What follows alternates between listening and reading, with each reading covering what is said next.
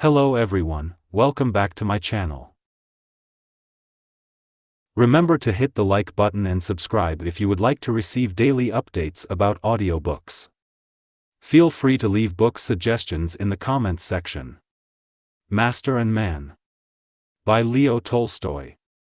1. It happened in the 70s in winter, on the day after St. Nicholas's Day. There was a fete in the parish, and the innkeeper, Vasily Andreevich Brekhanov, a second guild merchant, being a church elder, had to go to church, and had also to entertain his relatives and friends at home. But when the last of them had gone, he at once began to prepare to drive over to see a neighboring proprietor about a grove which he had been bargaining over for a long time. He was now in a hurry to start, lest buyers from the town might forestall him in making a profitable purchase.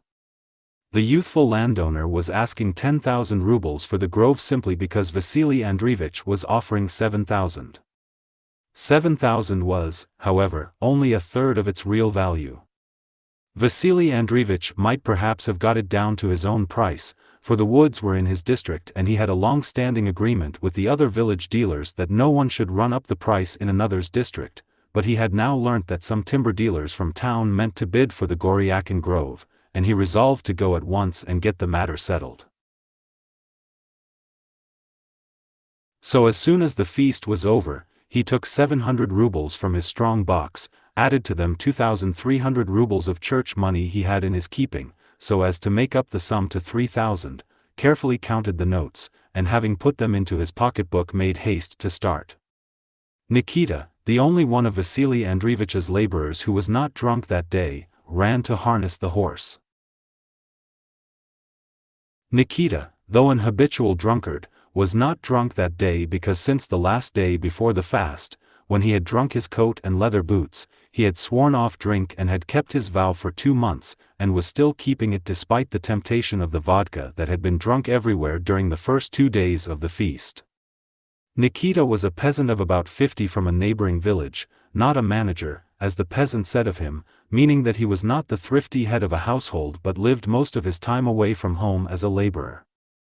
He was valued everywhere for his industry, dexterity, and strength at work, and still more for his kindly and pleasant temper. But he never settled down anywhere for long because about twice a year, or even oftener, he had a drinking bout, and then besides spending all his clothes on drink he became turbulent and quarrelsome. Vasily Andreevich himself had turned him away several times, but had afterwards taken him back again, valuing his honesty, his kindness to animals, and especially his cheapness.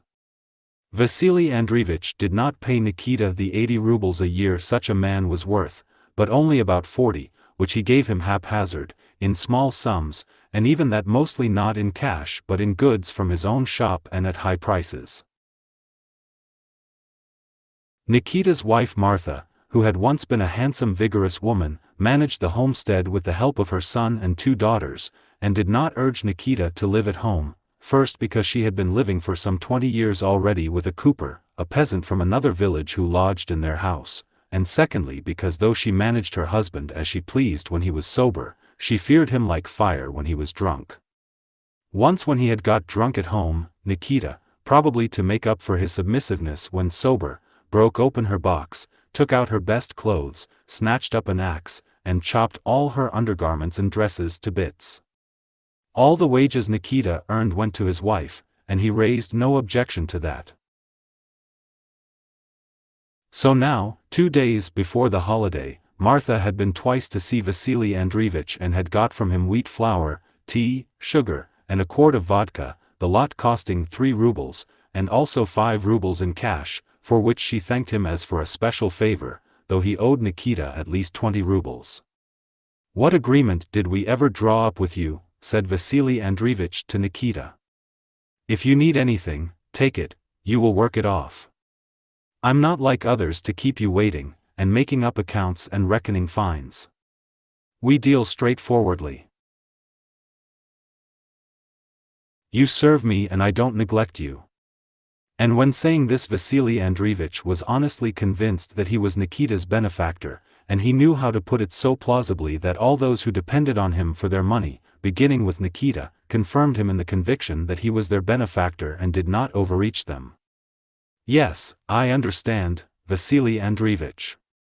You know that I serve you and take as much pains as I would for my own father." "I understand very well," Nikita would reply. He was quite aware that Vasily Andreevich was cheating him, but at the same time he felt that it was useless to try to clear up his accounts with him or explain his side of the matter, and that as long as he had nowhere to go he must accept what he could get. Now, having heard his master's order to harness, he went as usual cheerfully and willingly to the shed, stepping briskly and easily on his rather turned-in feet, took down from a nail the heavy tasseled leather bridle, and jingling the rings of the bit went to the closed stable where the horse he was to harness was standing by himself. "What, feeling lonely, little silly," said Nikita in answer to the low whinny with which he was greeted by the good-tempered, medium-sized bay stallion, with a rather slanting crupper, who stood alone in the shed. Now then, there's time enough. Let me water you first," he went on, speaking to the horse just as to someone who understood the words he was using, and having whisked the dusty, grooved back of the well-fed young stallion with the skirt of his coat, he put a bridle on his handsome head, straightened his ears and forelock, and having taken off his halter led him out to water. Picking his way out of the dung-strewn stable, Mukurty frisked, and making play with his hind leg pretended that he meant to kick Nikita, who was running at a trot beside him to the pump. Now then, you rascal!" Nikita called out, well knowing how carefully Mukurty threw out his hind leg just to touch his greasy sheepskin coat but not to strike him, a trick Nikita much appreciated. After a drink of the cold water the horse sighed, moving his strong wet lips, from the hairs of which transparent drops fell into the trough, then standing still as if in thought, he suddenly gave a loud snort. "If you don't want any more, you needn't. But don't go asking for any later," said Nikita quite seriously and fully explaining his conduct to Mukurty. Then he ran back to the shed pulling the playful young horse, who wanted to gambol all over the yard, by the rein. There was no one else in the yard except a stranger, the cook's husband, who had come for the holiday. "Go and ask which sledge is to be harnessed, the wide one or the small one, there's a good fellow." The cook's husband went into the house, which stood on an iron foundation and was iron-roofed, and soon returned saying that the little one was to be harnessed. By that time Nikita had put the collar and brass-studded belly-band on Mukurty and, carrying a light, painted shaft-bow in one hand, was leading the horse with the other up to two sledges that stood in the shed. "All right, let it be the little one," he said, backing the intelligent horse, which all the time kept pretending to bite him, into the shafts, and with the aid of the cook's husband he proceeded to harness. When everything was nearly ready and only the reins had to be adjusted, Nikita sent the other man to the shed for some straw and to the barn for a drugget. "There, that's all right. Now, don't bristle up," said Nikita, pressing down into the sledge the freshly threshed oat straw the cook's husband had brought. "And now let's spread the sacking like this, and the drugget over it. There, like that it will be comfortable sitting," he went on, suiting the action to the words and tucking the drugget all round over the straw to make a seat. "Thank you, dear man. Things always go quicker with two working at it," he added. And gathering up the leather reins fastened together by a brass ring, Nikita took the driver's seat and started the impatient horse over the frozen manure which lay in the yard, towards the gate. "Uncle Nikita! I say, uncle," a high-pitched voice shouted, and a 7-year-old boy in a black sheepskin coat, new white felt boots, and a warm cap, ran hurriedly out of the house into the yard. "Take me with you," he cried, fastening up his coat as he ran. "All right, come along, darling," said Nikita, and stopping the sledge he picked up the master's pale thin little son, radiant with joy, and drove out into the road. It was past 2 o'clock and the day was windy, dull, and cold, with more than 20 degrees Fahrenheit of frost. Half the sky was hidden by a lowering dark cloud. In the yard it was quiet, but in the street the wind was felt more keenly. The snow swept down from a neighboring shed and whirled about in the corner near the bathhouse. Hardly had Nikita driven out of the yard and turned the horse's head to the house, before Vasily Andreevich emerged from the high porch in front of the house with a cigarette in his mouth and wearing a cloth-covered sheepskin coat tightly girdled low at his waist, and stepped onto the hard-trodden snow which squeaked under the leather soles of his felt boots, and stopped. Taking a last whiff of his cigarette, he threw it down, stepped on it, and letting the smoke escape through his mustache and looking askance at the horse that was coming up, began to tuck in his sheepskin collar on both sides of his ruddy face, clean-shaven except for the mustache, so that his breath should not moisten the collar. "See now. The young scamp is there already," he exclaimed when he saw his little son in the sledge. Vasily Andreevich was excited by the vodka he had drunk with his visitors, and so he was even more pleased than usual with everything that was his and all that he did. The sight of his son, whom he always thought of as his heir, now gave him great satisfaction. He looked at him, screwing up his eyes and showing his long teeth. His wife, pregnant, thin and pale, with her head and shoulders wrapped in a shawl so that nothing of her face could be seen but her eyes, stood behind him in the vestibule to see him off. "Now really, you ought to take Nikita with you," she said timidly, stepping out from the doorway. Vasily Andreevich did not answer. Her words evidently annoyed him and he frowned angrily and spat. "You have money on you," she continued in the same plaintive voice. "What if the weather gets worse? Do take him, for goodness sake." "Why?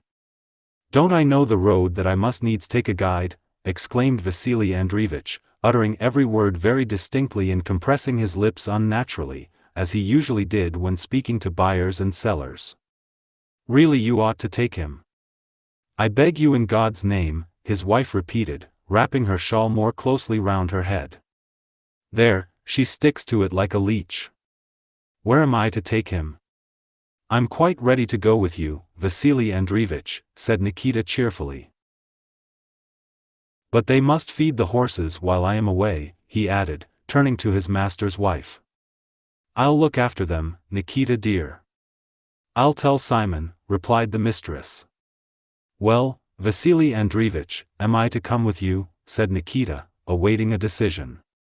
"It seems I must humor my old woman." "But if you're coming you'd better put on a warmer cloak," said Vasily Andreevich, smiling again as he winked at Nikita's short sheepskin coat, which was torn under the arms and at the back, was greasy and out of shape, frayed to a fringe round the skirt, and had endured many things in its lifetime. "Hey, dear man, come and hold the horse," shouted Nikita to the cook's husband, who was still in the yard.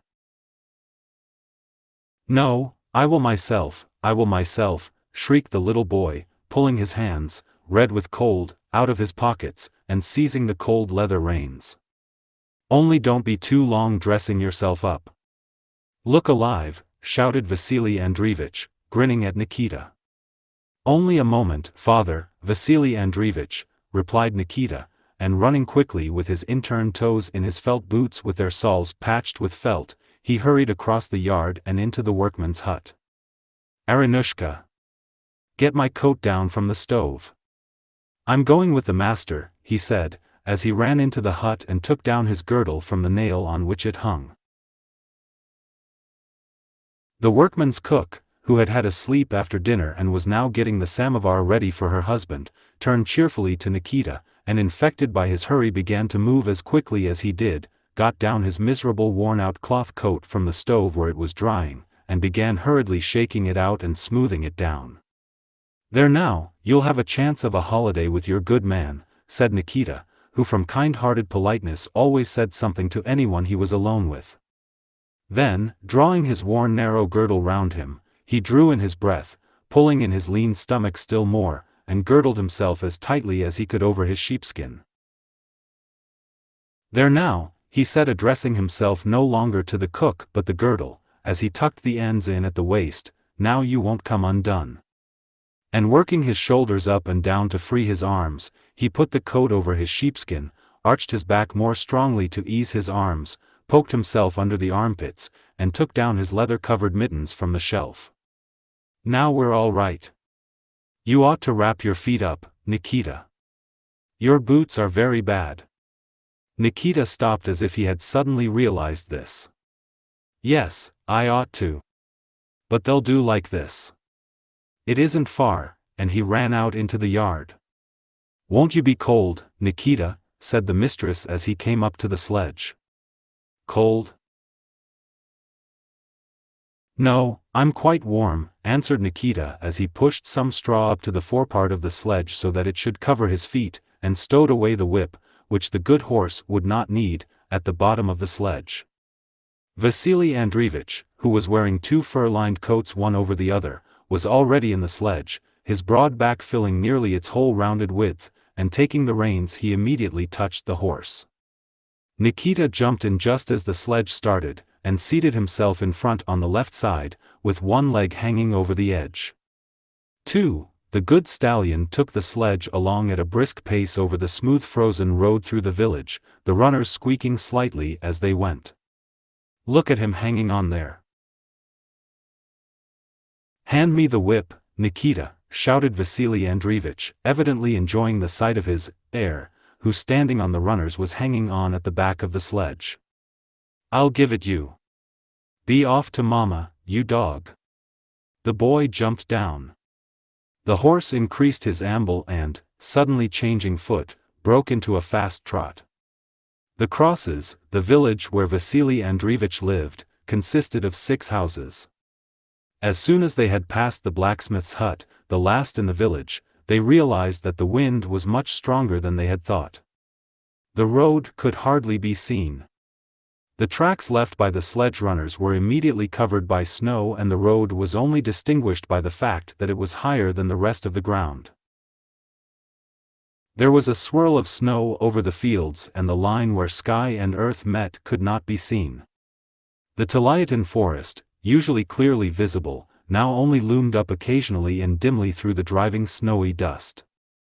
The wind came from the left, insistently blowing over to one side the mane on Mukurty's sleek neck and carrying aside even his fluffy tail, which was tied in a simple knot. Nikita's wide coat collar, as he sat on the windy side, pressed close to his cheek and nose. This road doesn't give him a chance, it's too snowy, said Vasily Andreevich, who prided himself on his good horse. I once drove to Pashutino with him in half an hour. What? Asked Nikita, who could not hear on account of his collar. I say I once went to Pashutino in half an hour, shouted Vasily Andreevich. It goes without saying that he's a good horse, replied Nikita. They were silent for a while. But Vasily Andreevich wished to talk. Well, did you tell your wife not to give the cooper any vodka? He began in the same loud tone, quite convinced that Nikita must feel flattered to be talking with so clever and important a person as himself, and he was so pleased with his jest that it did not enter his head that the remark might be unpleasant to Nikita. The wind again prevented Nikita's hearing his master's words. Vasily Andreevich repeated the jest about the cooper in his loud, clear voice. That's their business, Vasily Andreevich. I don't pry into their affairs. As long as she doesn't ill-treat our boy, God be with them. That's so, said Vasily Andreevich. Well, and will you be buying a horse in spring? He went on, changing the subject. Yes, I can't avoid it, answered Nikita, turning down his collar and leaning back towards his master. The conversation now became interesting to him and he did not wish to lose a word. The lad's growing up. He must begin to plow for himself, but till now we've always had to hire someone, he said. Well, why not have the lean cruppered one? I won't charge much for it, shouted Vasily Andreevich, feeling animated, and consequently starting on his favorite occupation, that of horse dealing, which absorbed all his mental powers. Or you might let me have 15 rubles and I'll buy one at the horse market, said Nikita, who knew that the horse Vasily Andreevich wanted to sell him would be dear at 7 rubles, but that if he took it from him it would be charged at 25, and then he would be unable to draw any money for half a year. It's a good horse. I think of your interest as of my own, according to conscience. Brekhanov isn't a man to wrong anyone. Let the loss be mine. I'm not like others. Honestly, he shouted in the voice in which he hypnotized his customers and dealers. It's a real good horse. Quite so, said Nikita with a sigh, and convinced that there was nothing more to listen to, he again released his collar, which immediately covered his ear and face. They drove on in silence for about half an hour. The wind blew sharply onto Nikita's side and arm where his sheepskin was torn. He huddled up and breathed into the collar which covered his mouth, and was not wholly cold. What do you think, shall we go through Karamyshevo or by the straight road? Asked Vasily Andreevich. The road through Karamyshevo was more frequented and was well marked with a double row of high stakes. The straight road was nearer but little used and had no stakes, or only poor ones covered with snow. Nikita thought a while. Though Karamyshevo is farther, it is better going, he said. But by the straight road, when once we get through the hollow by the forest, it's good going, sheltered, said Vasily Andreevich, who wished to go the nearest way. Just as you please, said Nikita, and again let go of his collar.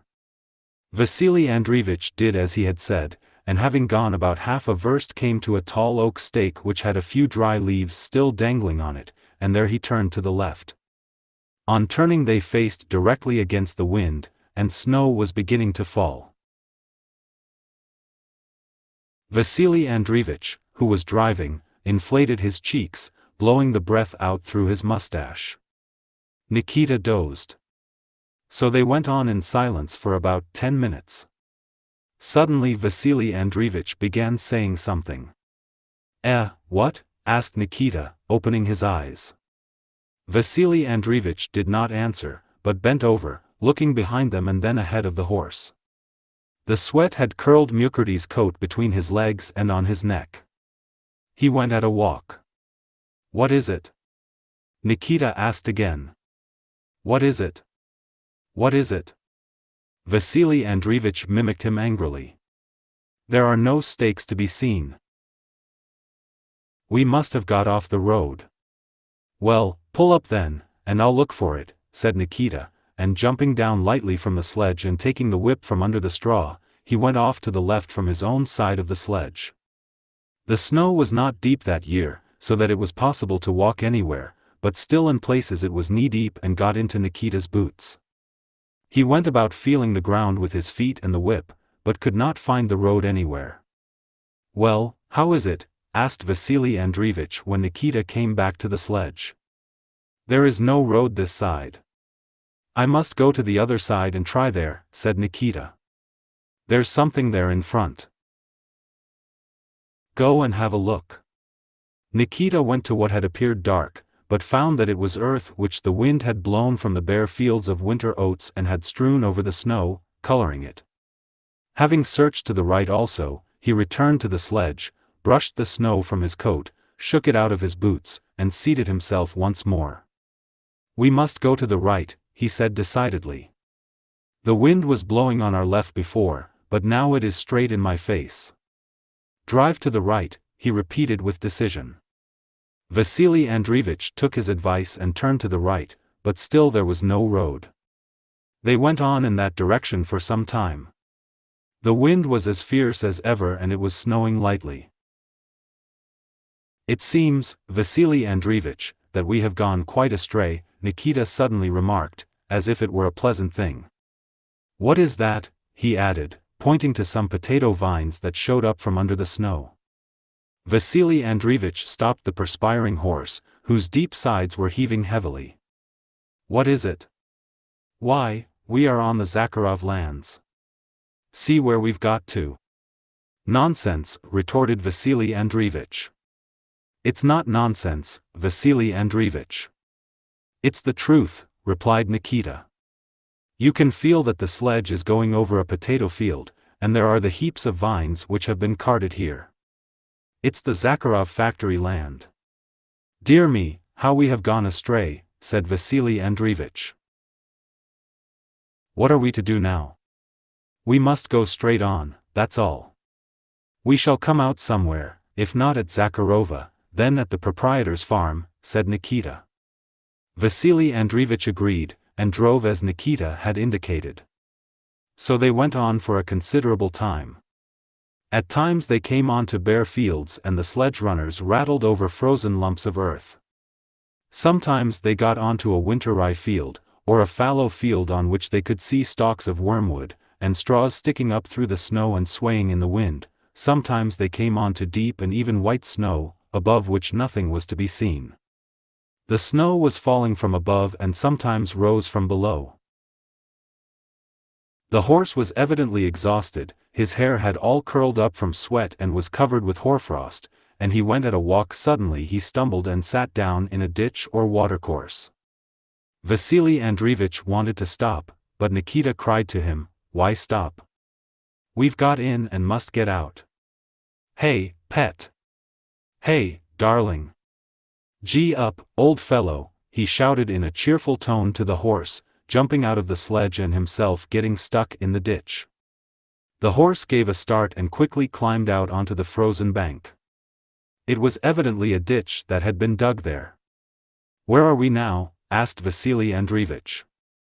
"We'll soon find out," Nikita replied. "Go on, we'll get somewhere." "Why, this must be the Goryakin forest," said Vasily Andreevich, pointing to something dark that appeared amid the snow in front of them. "We'll see what forest it is when we get there," said Nikita. He saw that beside the black thing they had noticed, dry, oblong willow leaves were fluttering, and so he knew it was not a forest but a settlement, but he did not wish to say so. And in fact they had not gone 25 yards beyond the ditch before something in front of them, evidently trees, showed up black, and they heard a new and melancholy sound. Nikita had guessed right, it was not a wood, but a row of tall willows with a few leaves still fluttering on them here and there. They had evidently been planted along the ditch round a threshing floor. Coming up to the willows, which moaned sadly in the wind, the horse suddenly planted his forelegs above the height of the sledge, drew up his hind legs also, pulling the sledge onto higher ground, and turned to the left, no longer sinking up to his knees in snow. They were back on a road. "Well, here we are, but heaven only knows where," said Nikita. The horse kept straight along the road through the drifted snow, and before they had gone another 100 yards the straight line of the dark wattle wall of a barn showed up black before them, its roof heavily covered with snow which poured down from it. After passing the barn the road turned to the wind and they drove into a snowdrift. But ahead of them was a lane with houses on either side, so evidently the snow had been blown across the road and they had to drive through the drift. And so in fact it was. Having driven through the snow they came out into a street. At the end house of the village some frozen clothes hanging on a line, shirts, one red and one white, trousers, leg bands, and a petticoat, fluttered wildly in the wind. The white shirt in particular struggled desperately, waving its sleeves about. "There now, either a lazy woman or a dead one has not taken her clothes down before the holiday," remarked Nikita, looking at the fluttering shirts. 3. At the entrance to the street the wind still raged and the road was thickly covered with snow, but well within the village it was calm, warm, and cheerful. At one house a dog was barking, at another a woman, covering her head with her coat, came running from somewhere and entered the door of a hut, stopping on the threshold to have a look at the passing sledge. In the middle of the village girls could be heard singing. Here in the village there seemed to be less wind and snow, and the frost was less keen. "Why, this is Grishkino," said Vasily Andreevich. "So it is," responded Nikita. It really was Grishkino, which meant that they had gone too far to the left and had traveled some 6 miles, not quite in the direction they aimed at, but towards their destination for all that. From Grishkino to Goryakin was about another 4 miles. In the middle of the village they almost ran into a tall man walking down the middle of the street. "Who are you?" shouted the man, stopping the horse, and recognizing Vasily Andreevich he immediately took hold of the shaft, went along it hand over hand till he reached the sledge, and placed himself on the driver's seat. He was Isay, a peasant of Vasily Andreevich's acquaintance, and well known as the principal horse thief in the district. "Ah, Vasily Andreevich. Where are you off to?" said Isay, enveloping Nikita in the odor of the vodka he had drunk. "We were going to Goryakin. And look where you've got to. You should have gone through Molchanovka." "Should have, but didn't manage it," said Vasily Andreevich, holding in the horse. "That's a good horse," said Isay, with a shrewd glance at Mukherjee, and with a practiced hand he tightened the loosened knot high in the horse's bushy tail. "Are you going to stay the night?" "No, friend. I must get on. Your business must be pressing." "And who is this?" "Ah, Nikita Stepanik." "Who else?" replied Nikita. "But I say, good friend, how are we to avoid going astray again?" "Where can you go astray here?" "Turn back straight down the street and then when you come out keep straight on. Don't take to the left. You will come out onto the high road, and then turn to the right." "And where do we turn off the high road?" "As in summer, or the winter way?" asked Nikita. "The winter way. As soon as you turn off you'll see some bushes, and opposite them there is a waymark, a large oak, one with branches, and that's the way." Vasily Andreevich turned the horse back and drove through the outskirts of the village. "Why not stay the night?" Isay shouted after them. But Vasily Andreevich did not answer and touched up the horse. For miles of good road, 2 of which lay through the forest, seemed easy to manage, especially as the wind was apparently quieter and the snow had stopped. Having driven along the trodden village street, darkened here and there by fresh manure, past the yard where the clothes hung out and where the white shirt had broken loose and was now attached only by one frozen sleeve, they again came within sound of the weird moan of the willows, and again emerged on the open fields. The storm, far from ceasing, seemed to have grown yet stronger. The road was completely covered with drifting snow, and only the stakes showed that they had not lost their way. But even the stakes ahead of them were not easy to see, since the wind blew in their faces. Vasily Andreevich screwed up his eyes, bent down his head, and looked out for the waymarks, but trusted mainly to the horse's sagacity, letting it take its own way. And the horse really did not lose the road but followed its windings, turning now to the right and now to the left and sensing it under his feet, so that though the snow fell thicker and the wind strengthened they still continued to see waymarks now to the left and now to the right of them. So they traveled on for about 10 minutes, when suddenly, through the slanting screen of wind-driven snow, something black showed up which moved in front of the horse. This was another sledge with fellow travelers. Mukherjee overtook them, and struck his hoofs against the back of the sledge in front of them. "Pass on, hey there, get in front," cried voices from the sledge. Vasily Andreevich swerved aside to pass the other sledge. In it sat 3 men and a woman, evidently visitors returning from a feast. One peasant was whacking the snow-covered croup of their little horse with a long switch, and the other 2 sitting in front waved their arms and shouted something. The woman, completely wrapped up and covered with snow, sat drowsing and bumping at the back. "Who are you?" shouted Vasily Andreevich. "From AA." was all that could be heard. "I say, where are you from?" "From AAA," one of the peasants shouted with all his might, but still it was impossible to make out who they were. "Get along."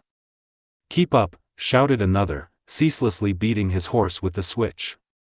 "So you're from a feast, it seems. Go on, go on.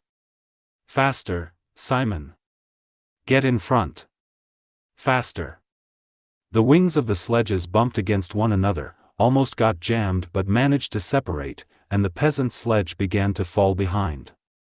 Their shaggy, big-bellied horse, all covered with snow, breathed heavily under the low shaft bow and, evidently using the last of its strength, vainly endeavored to escape from the switch, hobbling with its short legs through the deep snow which it threw up under itself. Its muzzle, young-looking, with the nether lip drawn up like that of a fish, nostrils distended and ears pressed back from fear, kept up for a few seconds near Nikita's shoulder and then began to fall behind. "Just see what liquor does," said Nikita. "They've tired that little horse to death. What pagans!" For a few minutes they heard the panting of the tired little horse and the drunken shouting of the peasants. Then the panting and the shouts died away, and around them nothing could be heard but the whistling of the wind in their ears and now and then the squeak of their sledge runners over a windswept part of the road. This encounter cheered and enlivened Vasily Andreevich, and he drove on more boldly without examining the waymarks, urging on the horse and trusting to him. Nikita had nothing to do, and as usual in such circumstances he drowsed, making up for much sleepless time. Suddenly the horse stopped and Nikita nearly fell forward onto his nose.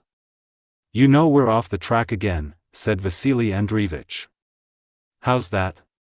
"Why, there are no waymarks to be seen. We must have got off the road again." "Well, if we've lost the road we must find it," said Nikita curtly, and getting out and stepping lightly on his pigeon-toed feet he started once more going about on the snow. He walked about for a long time, now disappearing and now reappearing, and finally he came back. "There is no road here." "There may be farther on," he said, getting into the sledge. It was already growing dark. The snowstorm had not increased but had also not subsided. "If we could only hear those peasants," said Vasily Andreevich. "Well, they haven't caught us up. We must have gone far astray. Or maybe they have lost their way too." "Where are we to go then?" asked Vasily Andreevich. "Why, we must let the horse take its own way," said Nikita. "He will take us right. Let me have the reins." Vasily Andreevich gave him the reins, the more willingly because his hands were beginning to feel frozen in his thick gloves. Nikita took the reins, but only held them, trying not to shake them and rejoicing at his favorite sagacity. And indeed the clever horse, turning first one ear and then the other now to one side and then to the other, began to wheel round. "The one thing he can't do is to talk," Nikita kept saying. "See what he is doing. Go on, go on. You know best. That's it, that's it." The wind was now blowing from behind and it felt warmer. "Yes, he's clever," Nikita continued, admiring the horse. "A Kyrgyz horse is strong but stupid. But this one, just see what he's doing with his ears. He doesn't need any telegraph. He can scent a mile off."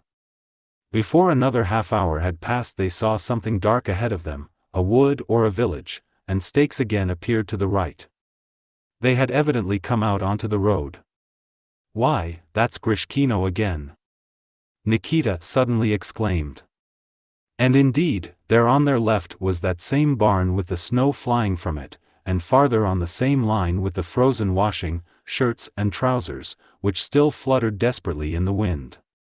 Again they drove into the street and again it grew quiet, warm, and cheerful, and again they could see the manure-stained street and hear voices and songs and the barking of a dog. It was already so dark that there were lights in some of the windows. Halfway through the village Vasily Andreevich turned the horse towards a large double-fronted brick house and stopped at the porch. Nikita went to the lighted snow-covered window, in the rays of which flying snowflakes glittered, and knocked at it with his whip. "Who is there?" a voice replied to his knock. "From Kresty, the Brekhanovs, dear fellow," answered Nikita. "Just come out for a minute." Someone moved from the window, and a minute or two later there was the sound of the passage door as it came unstuck, then the latch of the outside door clicked and a tall white-bearded peasant, with a sheepskin coat thrown over his white holiday shirt, pushed his way out holding the door firmly against the wind, followed by a lad in a red shirt and high leather boots. "Is that you, Andreevich?" asked the old man. "Yes, friend, we've gone astray," said Vasily Andreevich. "We wanted to get to Goryakin but found ourselves here. We went a second time but lost our way again." "Just see how you have gone astray," said the old man. "Petrushka, go and open the gate," he added, turning to the lad in the red shirt. "All right," said the lad in a cheerful voice, and ran back into the passage. "But we're not staying the night," said Vasily Andreevich. "Where will you go in the night?" "You'd better stay." "I'd be glad to, but I must go on. It's business, and it can't be helped." "Well, warm yourself at least. The samovar is just ready." "Warm myself?" "Yes, I'll do that," said Vasily Andreevich. "It won't get darker. The moon will rise and it will be lighter. Let's go in and warm ourselves, Nikita." "Well, why not? Let us warm ourselves," replied Nikita, who was stiff with cold and anxious to warm his frozen limbs. Vasily Andreevich went into the room with the old man, and Nikita drove through the gate opened for him by Petrushka, by whose advice he backed the horse under the penthouse. The ground was covered with manure and the tall bough over the horse's head caught against the beam. The hens and the cock had already settled to roost there, and clucked peevishly, clinging to the beam with their claws. The disturbed sheep shied and rushed aside, trampling the frozen manure with their hooves. The dog yelped desperately with fright and anger and then burst out barking like a puppy at the stranger. Nikita talked to them all, excused himself to the fowls and assured them that he would not disturb them again, rebuked the sheep for being frightened without knowing why, and kept soothing the dog, while he tied up the horse. "Now that will be all right," he said, knocking the snow off his clothes. "Just hear how he barks," he added, turning to the dog. "Be quiet, stupid. Be quiet. You are only troubling yourself for nothing. We're not thieves, we're friends." "And these are," it said, "the 3 domestic counselors," remarked the lad, and with his strong arms he pushed under the pent roof the sledge that had remained outside. "Why counselors?" asked Nikita. "That's what is printed in Paulson. A thief creeps to a house, the dog barks, that means, be on your guard. The cock crows, that means, get up. The cat licks herself, that means, a welcome guest is coming. Get ready to receive him," said the lad with a smile. Petrushka could read and write and knew Paulson's primer, his only book, almost by heart, and he was fond of quoting sayings from it that he thought suited the occasion, especially when he had had something to drink, as today. "That's so," said Nikita. "You must be chilled through and through," said Petrushka. "Yes, I am rather," said Nikita, and they went across the yard and the passage into the house. For, the household to which Vasily Andreevich had come was one of the richest in the village. The family had 5 allotments, besides renting other land. They had 6 horses, 3 cows, 2 calves, and some 20 sheep. There were 22 members belonging to the homestead, 4 married sons, 6 grandchildren, one of whom, Petrushka, was married, 2 great-grandchildren, 3 orphans, and 4 daughters-in-law with their babies. It was one of the few homesteads that remained still undivided, but even here the dull internal work of disintegration which would inevitably lead to separation had already begun, starting as usual among the women. 2 sons were living in Moscow as water carriers, and 1 was in the army. At home now were the old man and his wife, their second son who managed the homestead, the eldest who had come from Moscow for the holiday, and all the women and children. Besides these members of the family there was a visitor, a neighbor who was godfather to one of the children. Over the table in the room hung a lamp with a shade, which brightly lit up the tea things, a bottle of vodka, and some refreshments, besides illuminating the brick walls, which in the far corner were hung with icons on both sides of which were pictures. At the head of the table sat Vasily Andreevich in a black sheepskin coat, sucking his frozen mustache and observing the room and the people around him with his prominent hawk-like eyes. With him sat the old, bald, white-bearded master of the house in a white homespun shirt, and next him the son home from Moscow for the holiday, a man with a sturdy back and powerful shoulders and clad in a thin print shirt, then the second son, also broad-shouldered, who acted as head of the house, and then a lean red-haired peasant, the neighbor. Having had a drink of vodka and something to eat, they were about to take tea, and the samovar standing on the floor beside the brick oven was already humming. The children could be seen in the top bunks and on the top of the oven. A woman sat on a lower bunk with a cradle beside her. The old housewife, her face covered with wrinkles which wrinkled even her lips, was waiting on Vasily Andreevich.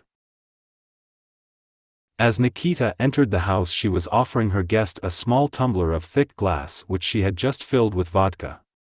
"Don't refuse, Vasily Andreevich, you mustn't. Wish us a merry feast. Drink it, dear," she said. The sight and smell of vodka, especially now when he was chilled through and tired out, much disturbed Nikita's mind. He frowned, and having shaken the snow off his cap and coat, stopped in front of the icons as if not seeing anyone, crossed himself 3 times, and bowed to the icons. Then, turning to the old master of the house and bowing first to him, then to all those at table, then to the women who stood by the oven, and muttering, "A merry holiday," he began taking off his outer things without looking at the table. "Why, you're all covered with hoarfrost, old fellow," said the eldest brother, looking at Nikita's snow-covered face, eyes, and beard. Nikita took off his coat, shook it again, hung it up beside the oven, and came up to the table. He too was offered vodka. He went through a moment of painful hesitation and nearly took up the glass and emptied the clear fragrant liquid down his throat, but he glanced at Vasily Andreevich, remembered his oath and the boots that he had sold for drink, recalled the cooper, remembered his son for whom he had promised to buy a horse by spring, sighed, and declined it. "I don't drink, thank you kindly," he said frowning, and sat down on a bench near the second window. "How's that?" asked the eldest brother. "I just don't drink," replied Nikita without lifting his eyes but looking askance at his scanty beard and mustache and getting the icicles out of them. "It's not good for him," said Vasily Andreevich, munching a cracknel after emptying his glass. "Well, then, have some tea," said the kindly old hostess. "You must be chilled through, good soul. Why are you women dawdling so with the samovar?" "It is ready," said one of the young women, and after flicking with her apron the top of the samovar which was now boiling over, she carried it with an effort to the table, raised it, and set it down with a thud. Meanwhile Vasily Andreevich was telling how he had lost his way, how they had come back twice to this same village, and how they had gone astray and had met some drunken peasants. Their hosts were surprised, explained where and why they had missed their way, said who the tipsy people they had met were, and told them how they ought to go. "A little child could find the way to Molchanovka from here. All you have to do is to take the right turning from the high road. There's a bush you can see just there." "But you didn't even get that far," said the neighbor. "You'd better stay the night. The women will make up beds for you," said the old woman persuasively. "You could go on in the morning and it would be pleasanter," said the old man, confirming what his wife had said. "I can't, friend." "Business," said Vasily Andreevich. "Lose an hour and you can't catch it up in a year," he added, remembering the grove and the dealers who might snatch that deal from him. "We shall get there, shan't we?" he said, turning to Nikita. Nikita did not answer for some time, apparently still intent on thawing out his beard and mustache. "If only we don't go astray again," he replied gloomily. He was gloomy because he passionately longed for some vodka, and the only thing that could assuage that longing was tea, and he had not yet been offered any. "But we have only to reach the turning and then we shan't go wrong. The road will be through the forest the whole way," said Vasily Andreevich. "It's just as you please, Vasily Andreevich. If we're to go, let us go," said Nikita, taking the glass of tea he was offered. "We'll drink our tea and be off." Nikita said nothing but only shook his head, and carefully pouring some tea into his saucer began warming his hands, the fingers of which were always swollen with hard work, over the steam. Then, biting off a tiny bit of sugar, he bowed to his hosts, said, "Your health," and drew in the steaming liquid. "If somebody would see us as far as the turning," said Vasily Andreevich. "Well, we can do that," said the eldest son. "Petrushka will harness and go that far with you." "Well, then, put in the horse, lad, and I shall be thankful to you for it." "Oh, what for, dear man?" said the kindly old woman. "We are heartily glad to do it." "Petrushka, go and put in the mare," said the eldest brother. "All right," replied Petrushka with a smile, and promptly snatching his cap down from a nail he ran away to harness. While the horse was being harnessed, the talk returned to the point at which it had stopped when Vasily Andreevich drove up to the window. The old man had been complaining to his neighbor, the village elder, about his third son who had not sent him anything for the holiday, though he had sent a French shawl to his wife. "The young people are getting out of hand," said the old man. "And how they do," said the neighbor. "There's no managing them. They know too much. There's Demochkin now, who broke his father's arm. It's all from being too clever, it seems." Nikita listened, watched their faces, and evidently would have liked to share in the conversation, but he was too busy drinking his tea and only nodded his head approvingly. He emptied one tumbler after another and grew warmer and warmer and more comfortable. The talk continued on the same subject for a long time, the harmfulness of a household dividing up, and it was clearly not an abstract discussion but concerned the question of a separation in that house, a separation demanded by the second son who sat there morosely silent. It was evidently a sore subject and absorbed them all, but out of propriety they did not discuss their private affairs before strangers. At last, however, the old man could not restrain himself, and with tears in his eyes declared that he would not consent to a break-up of the family during his lifetime, that his house was prospering, thank God, but that if they separated they would all have to go begging. "Just like the Matveyevs," said the neighbor. "They used to have a proper house, but now they've split up, none of them has anything." "And that is what you want to happen to us," said the old man, turning to his son. The son made no reply and there was an awkward pause. The silence was broken by Petrushka, who having harnessed the horse had returned to the hut a few minutes before this and had been listening all the time with a smile. "There's a fable about that in Paulson," he said. "A father gave his sons a broom to break. At first they could not break it, but when they took it twig by twig they broke it easily. And it's the same here," and he gave a broad smile. "I'm ready," he added. "If you're ready, let's go," said Vasily Andreevich. "And as to separating, don't you allow it, grandfather. You got everything together and you're the master. Go to the justice of the peace. He'll say how things should be done. He carries on so," the old man continued in a whining tone. "There's no doing anything with him. It's as if the devil possessed him." Nikita, having meanwhile finished his fifth tumbler of tea, laid it on its side instead of turning it upside down, hoping to be offered a sixth glass. But there was no more water in the samovar, so the hostess did not fill it up for him.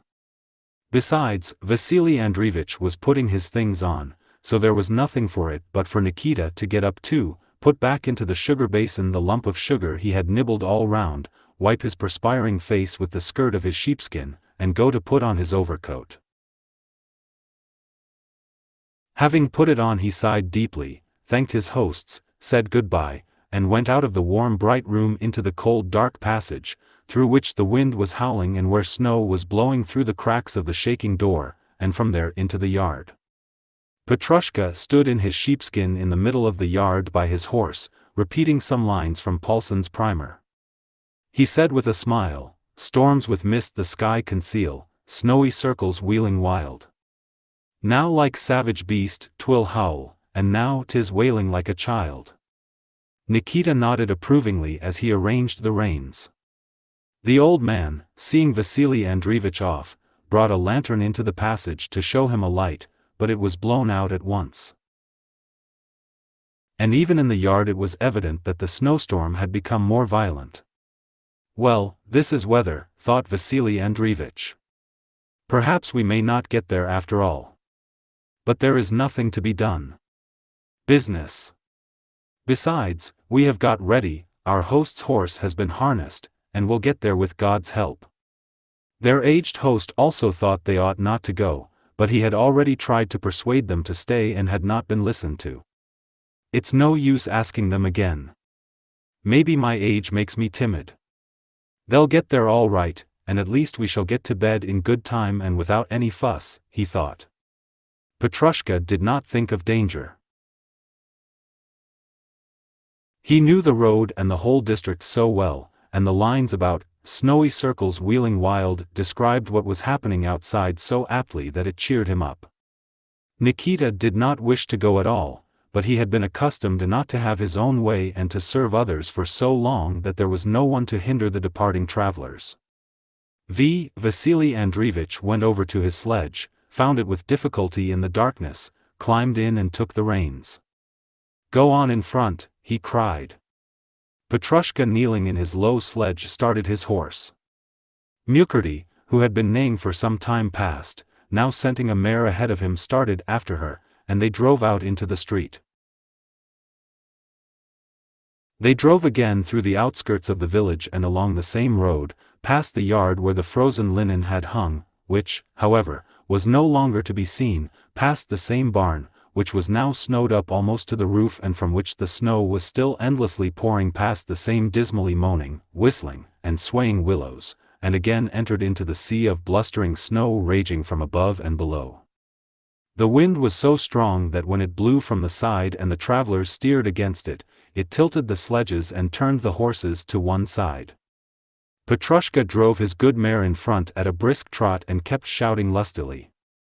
Mukurty pressed after her. After traveling so for about 10 minutes, Petrushka turned round and shouted something. Neither Vasily Andreevich nor Nikita could hear anything because of the wind, but they guessed that they had arrived at the turning. In fact, Petrushka had turned to the right, and now the wind that had blown from the side blew straight in their faces, and through the snow they saw something dark on their right. It was the bush at the turning. "Well now, God speed you." "Thank you, Petrushka." "Storms with mist the sky conceal," shouted Petrushka as he disappeared. "There's a poet for you," muttered Vasily Andreevich, pulling at the reins. "Yes, a fine lad, a true peasant," said Nikita. They drove on. Nikita, wrapping his coat closely about him and pressing his head down so close to his shoulders that his short beard covered his throat, sat silently, trying not to lose the warmth he had obtained while drinking tea in the house. Before him he saw the straight lines of the shafts which constantly deceived him into thinking they were on a well-traveled road, and the horses swaying crupper with his knotted tail blown to one side, and farther ahead the high shaft bow and the swaying head and neck of the horse with its waving mane. Now and then he caught sight of a way sign, so that he knew they were still on a road and that there was nothing for him to be concerned about. Vasily Andreevich drove on, leaving it to the horse to keep to the road. But Mukurty, though he had had a breathing space in the village, ran reluctantly, and seemed now and then to get off the road, so that Vasily Andreevich had repeatedly to correct him. "Here's a stake to the right, and another, and here's a third," Vasily Andreevich counted, "and here in front is the forest," thought he, as he looked at something dark in front of him. But what had seemed to him a forest was only a bush. They passed the bush and drove on for another 100 yards, but there was no fourth waymark nor any forest. "We must reach the forest soon," thought Vasily Andreevich, and animated by the vodka and the tea he did not stop but shook the reins, and the good obedient horse responded, now ambling, now slowly trotting in the direction in which he was sent, though he knew that he was not going the right way. 10 minutes went by, but there was still no forest. "There now, we must be astray again," said Vasily Andreevich, pulling up. Nikita silently got out of the sledge and holding his coat, which the wind now wrapped closely about him and now almost tore off, started to feel about in the snow, going first to one side and then to the other. 3 or 4 times he was completely lost to sight. At last he returned and took the reins from Vasily Andreevich's hand. "We must go to the right," he said sternly and peremptorily, as he turned the horse. "Well, if it's to the right, go to the right," said Vasily Andreevich, yielding up the reins to Nikita and thrusting his freezing hands into his sleeves. Nikita did not reply. "Now then, friend, stir yourself," he shouted to the horse, but in spite of the shake of the reins Mukurty moved only at a walk. The snow in places was up to his knees, and the sledge moved by fits and starts with his every movement. Nikita took the whip that hung over the front of the sledge and struck him once. The good horse, unused to the whip, sprang forward and moved at a trot, but immediately fell back into an amble and then to a walk. So they went on for 5 minutes. It was dark and the snow whirled from above and rose from below, so that sometimes the shaft bow could not be seen. At times the sledge seemed to stand still and the field to run backwards. Suddenly the horse stopped abruptly, evidently aware of something close in front of him. Nikita again sprang lightly out, throwing down the reins, and went ahead to see what had brought him to a standstill, but hardly had he made a step in front of the horse before his feet slipped and he went rolling down an incline. "Whoa, whoa, whoa," he said to himself as he fell, and he tried to stop his fall but could not, and only stopped when his feet plunged into a thick layer of snow that had drifted to the bottom of the hollow. The fringe of a drift of snow that hung on the edge of the hollow, disturbed by Nikita's fall, showered down on him and got inside his collar. "What a thing to do," said Nikita reproachfully, addressing the drift and the hollow and shaking the snow from under his collar. "Nikita! Hey, Nikita!" shouted Vasily Andreevich from above. But Nikita did not reply. He was too occupied in shaking out the snow and searching for the whip he had dropped when rolling down the incline. Having found the whip he tried to climb straight up the bank where he had rolled down, but it was impossible to do so. He kept rolling down again, and so he had to go along at the foot of the hollow to find a way up. About 7 yards farther on he managed with difficulty to crawl up the incline on all fours, then he followed the edge of the hollow back to the place where the horse should have been. He could not see either horse or sledge, but as he walked against the wind he heard Vasily Andreevich's shouts and Mukurty's neighing, calling him. "I'm coming! I'm coming! What are you cackling for?" he muttered.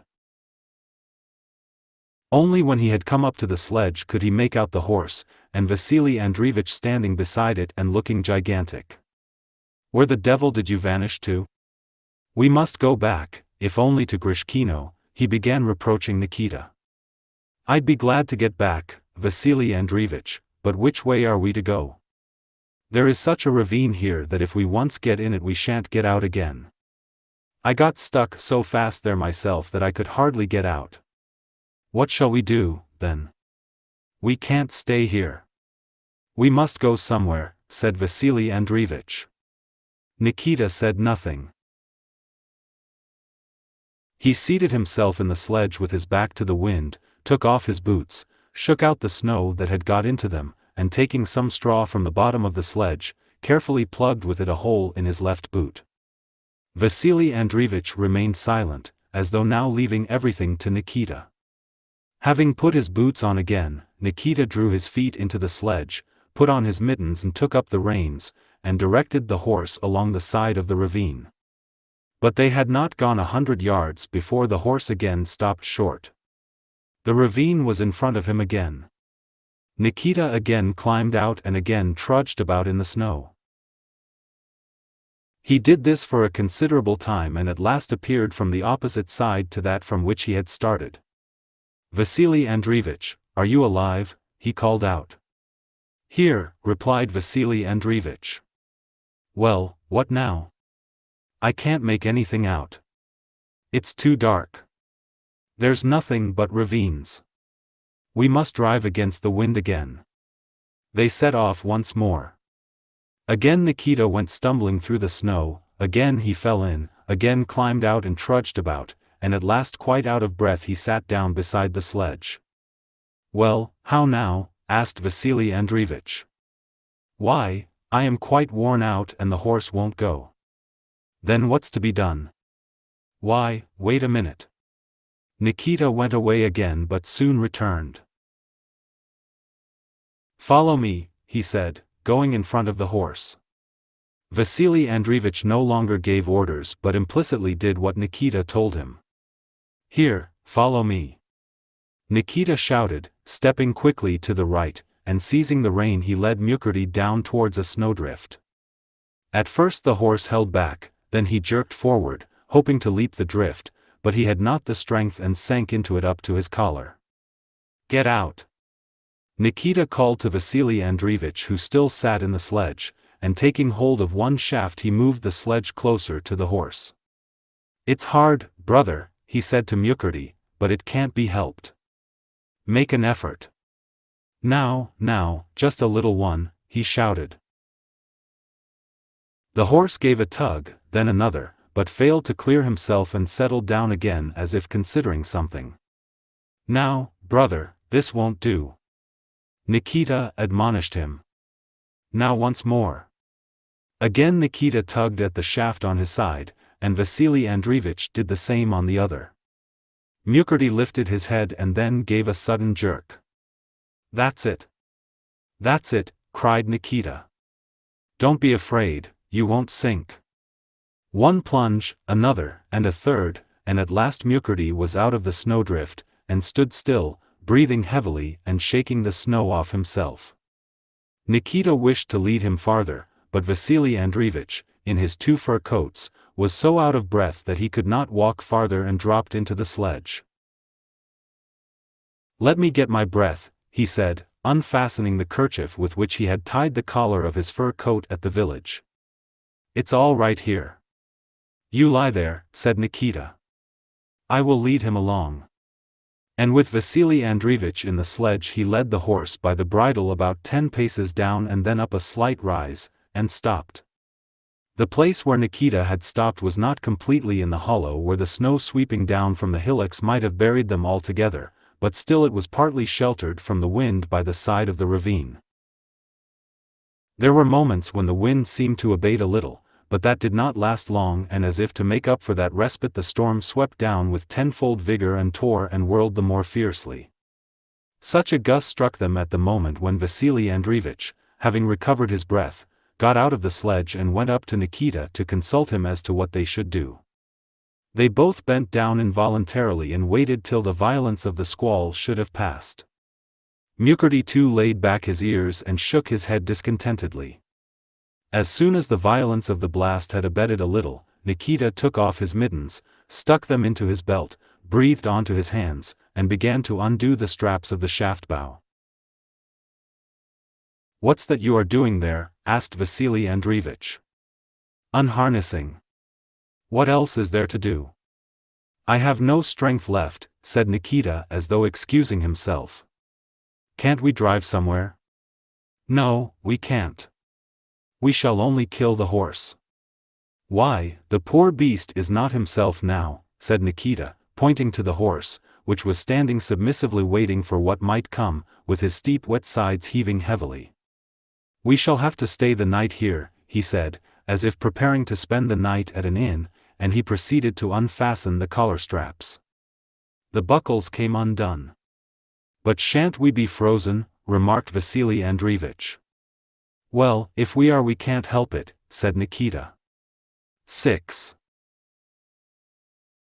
Although Vasily Andreevich felt quite warm in his 2 fur coats, especially after struggling in the snowdrift, a cold shiver ran down his back on realizing that he must really spend the night where they were. To calm himself he sat down in the sledge and got out his cigarettes and matches. Nikita meanwhile unharnessed Mukherjee. He unstrapped the belly band and the back band, took away the reins, loosened the collar strap, and removed the shaft bow, talking to him all the time to encourage him. "Now come out. Come out," he said, leading him clear of the shafts. "Now we'll tie you up here and I'll put down some straw and take off your bridle. When you've had a bite you'll feel more cheerful." But Mukherjee was restless and evidently not comforted by Nikita's remarks. He stepped now on one foot and now on another, and pressed close against the sledge, turning his back to the wind and rubbing his head on Nikita's sleeve. Then, as if not to pain Nikita by refusing his offer of the straw he put before him, he hurriedly snatched a wisp out of the sledge, but immediately decided that it was now no time to think of straw and threw it down, and the wind instantly scattered it, carried it away, and covered it with snow. "Now we will set up a signal," said Nikita, and turning the front of the sledge to the wind he tied the shafts together with a strap and set them up on end in front of the sledge. "There now, when the snow covers us up, good folk will see the shafts and dig us out," he said, slapping his mittens together and putting them on. "That's what the old folk taught us." Vasily Andreevich meanwhile had unfastened his coat, and holding its skirts up for shelter, struck one sulphur match after another on the steel box. But his hands trembled, and one match after another either did not kindle or was blown out by the wind just as he was lifting it to the cigarette. At last a match did burn up, and its flame lit up for a moment the fur of his coat, his hand with the gold ring on the bent forefinger, and the snow-sprinkled oat straw that stuck out from under the drugget. The cigarette lighted, he eagerly took a whiff or two, inhaled the smoke, let it out through his mustache, and would have inhaled again, but the wind tore off the burning tobacco and whirled it away as it had done the straw. But even these few puffs had cheered him.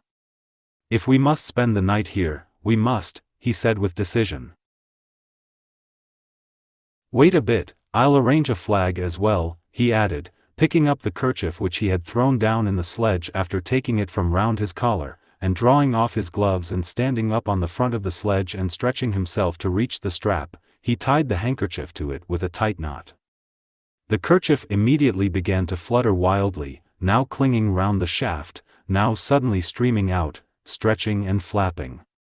"Just see what a fine flag," said Vasily Andreevich, admiring his handiwork and letting himself down into the sledge. "We should be warmer together, but there's not room enough for two," he added. "I'll find a place," said Nikita. "But I must cover up the horse first, he sweated so, poor thing." "Let go," he added, drawing the drugget from under Vasily Andreevich. Having got the drugget he folded it in two, and after taking off the breech band and pad, covered Mukherjee with it. "Anyhow it will be warmer, silly," he said, putting back the breech band and the pad on the horse over the drugget. Then having finished that business he returned to the sledge, and addressing Vasily Andreevich, said, "You won't need the sackcloth, will you? And let me have some straw."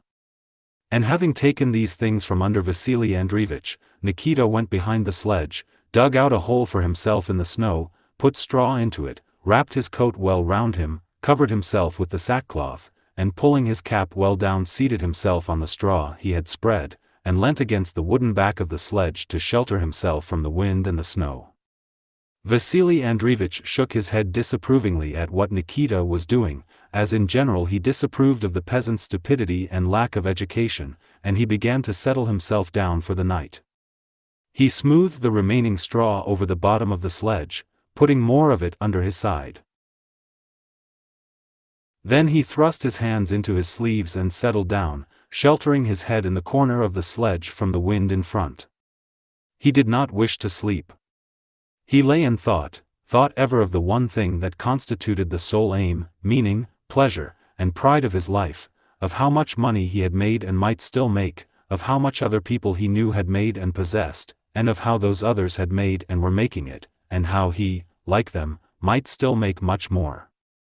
The purchase of the Goryakin Grove was a matter of immense importance to him. By that one deal he hoped to make perhaps 10,000 rubles. He began mentally to reckon the value of the wood he had inspected in autumn, and on 5 acres of which he had counted all the trees. The oaks will go for sledge runners. The undergrowth will take care of itself, and there'll still be some 30 sazines of firewood left on each desiatin, said he to himself. That means there will be at least 225 rubles worth left on each desiatin. 56 deciations means 56 hundreds, and 56 hundreds, and 56 tens, and another 56 tens, and then 56 fives. He saw that it came out to more than 12,000 rubles, but could not reckon it up exactly without a counting frame. But I won't give 10,000, anyhow. I'll give about 8,000 with a deduction on account of the glades. I'll grease the surveyor's palm, give him 100 rubles, or 150, and he'll reckon that there are some 5 deciatins of glade to be deducted. And he'll let it go for 8,000. 3,000 cash down. That'll move him, no fear, he thought, and he pressed his pocket-book with his forearm. God only knows how we missed the turning. The forest ought to be there, and a watchman's hut, and dogs barking. But the damn things don't bark when they're wanted. He turned his collar down from his ear and listened, but as before only the whistling of the wind could be heard, the flapping and fluttering of the kerchief tied to the shafts, and the pelting of the snow against the woodwork of the sledge. He again covered up his ear. If I had known I would have stayed the night. Well, no matter, we'll get there tomorrow. It's only one day lost. And the others won't travel in such weather. Then he remembered that on the 9th he had to receive payment from the butcher for his oxen. He meant to come himself, but he won't find me, and my wife won't know how to receive the money. She doesn't know the right way of doing things, he thought, recalling how at their party the day before she had not known how to treat the police officer who was their guest. Of course she's only a woman. Where could she have seen anything? In my father's time what was our house like? Just a rich peasant's house, just an oat mill and an inn, that was the whole property. But what have I done in these 15 years? A shop, 2 taverns, a flour mill, a grain store, 2 farms leased out, and a house with an iron-roofed barn, he thought proudly. Not as it was in father's time. Who is talked of in the whole district now? Brekhanov. And why? Because I stick to business. I take trouble, not like others who lie abed or waste their time on foolishness while I don't sleep of nights. Blizzard or no blizzard I start out. So business gets done. They think money-making is a joke. No, take pains and rack your brains. You get overtaken out of doors at night, like this, or keep awake night after night till the thoughts whirling in your head make the pillow turn, he meditated with pride. They think people get on through luck. After all, the Mironovs are now millionaires. And why?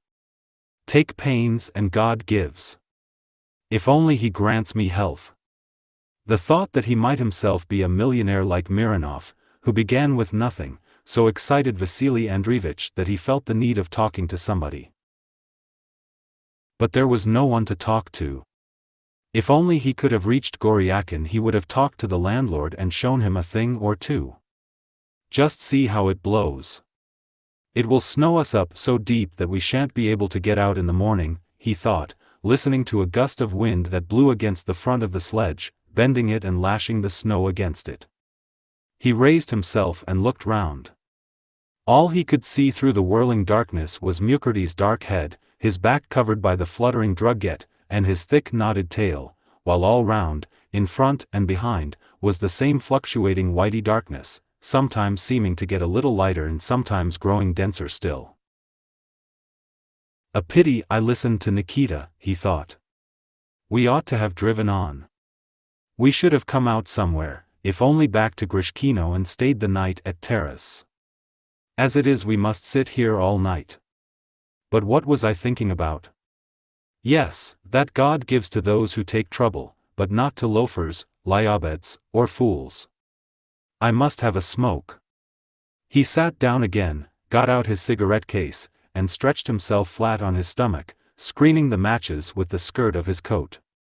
But the wind found its way in and put out match after match. At last he got one to burn and lit a cigarette. He was very glad that he had managed to do what he wanted, and though the wind smoked more of the cigarette than he did, he still got 2 or 3 puffs and felt more cheerful. He again leant back, wrapped himself up, started reflecting and remembering, and suddenly and quite unexpectedly lost consciousness and fell asleep. Suddenly something seemed to give him a push and awoke him. Whether it was Mukurty who had pulled some straw from under him, or whether something within him had startled him, at all events it woke him, and his heart began to beat faster and faster so that the sledge seemed to tremble under him. He opened his eyes. Everything around him was just as before. It looks lighter, he thought.